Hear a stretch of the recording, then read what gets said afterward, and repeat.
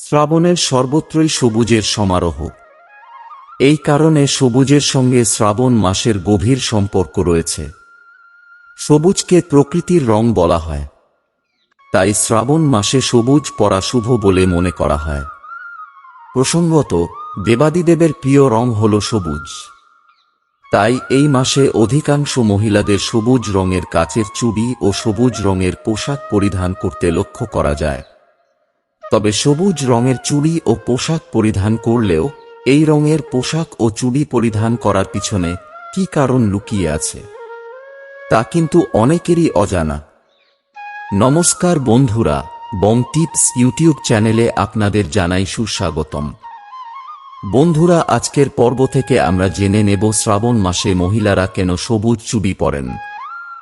শ্রাবণ মাসে সবুজ চুড়ি এবং সবুজ পোশাক পরলে কি হয়?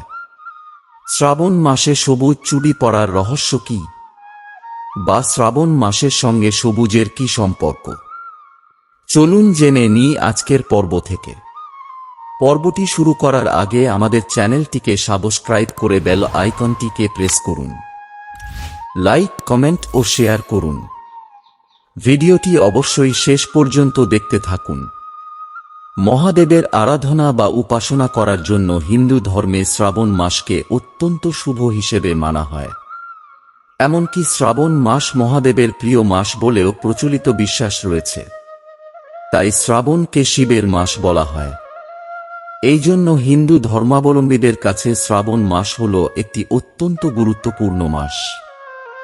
বিশ্বাস অনুযায়ী শ্রাবণ মাস সৌভাগ্য ও পুণ্য অর্জনের জন্য শ্রেষ্ঠ ও উপযুক্ত সময়। শ্রাবণ মাসে শিব পূজা করলে, বিশেষ করে সোমবারগুলিতে, তাহলে ভক্তের সকল মনোবাঞ্ছা পূর্ণ হয়।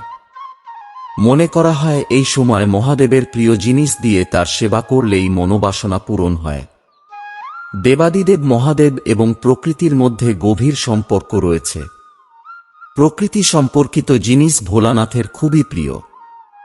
শ্রাবণ মাসের সঙ্গে সবুজ বর্ণের আলাদা তাৎপর্য রয়েছে। পুরাণ মতে শ্রাবণ মাসকে মহাদেবের জন্ম মাস হিসেবে উৎসর্গ করা হয়। এই সময়ে চারিদিকে বর্ষার জলে পুষ্ট হয়ে প্রকৃতি হয়ে ওঠে সবুজ, শস্য শ্যামলা। মহাদেবের আর এক নাম হল পশুপতি।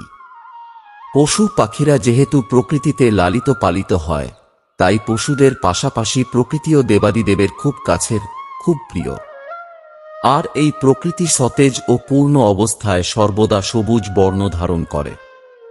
সবুজ রং বিশুদ্ধতা, সতেজতা ও পবিত্রতার প্রতীক।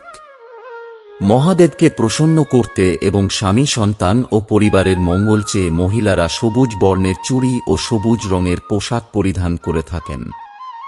মনে করা হয় সবুজ রঙের চুড়ি পরলে স্বামী দীর্ঘজীবী হন এবং স্ত্রীর প্রতি ভালোবাসা বৃদ্ধি পায়।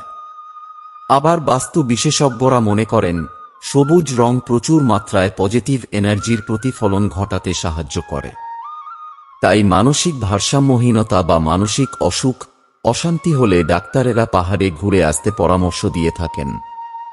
কেননা পাহাড়ে অধিক মাত্রায় সবুজ পরিবেশ বিরাজ করে, যা মনকে শান্ত ও শীতল করে।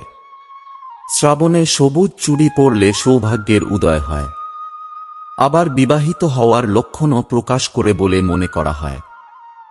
ধর্মীয় বিশ্বাস অনুসারে শ্রাবণ মাসে সবুজ রং ব্যবহার ও সবুজ চুড়ি পরলে ভাগ্য আলোকিত হয়।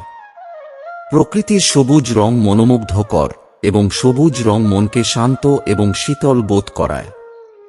সবুজ এই রংটি সুখ, শান্তি এবং প্রাণশক্তিও দেয়। হতাশা থেকে মুক্তি পেতে সহায়তা করে। সবুজ রং চোখকে স্বাচ্ছন্দ্য দেয়। প্রকৃতির রঙও সবুজ এবং প্রকৃতি জীবনের বার্তা দেয়। সনাতন ধর্মে সবুজ রঙের চুড়িকে সোহাগের প্রতীক হিসেবেও বিবেচনা করা হয়। বিশ্বাস করা হয় শ্রাবণ মাসে সবুজ চুড়ি পরলে শিব ও মা পার্বতীর আশীর্বাদ লাভ করা যায়। বন্ধুরা, আজকের পর্বটি এখানেই শেষ করছি। সকলে ভালো থাকুন, সুস্থ থাকুন, আর সবাই মিলে বলুন হর হর মহাদেব।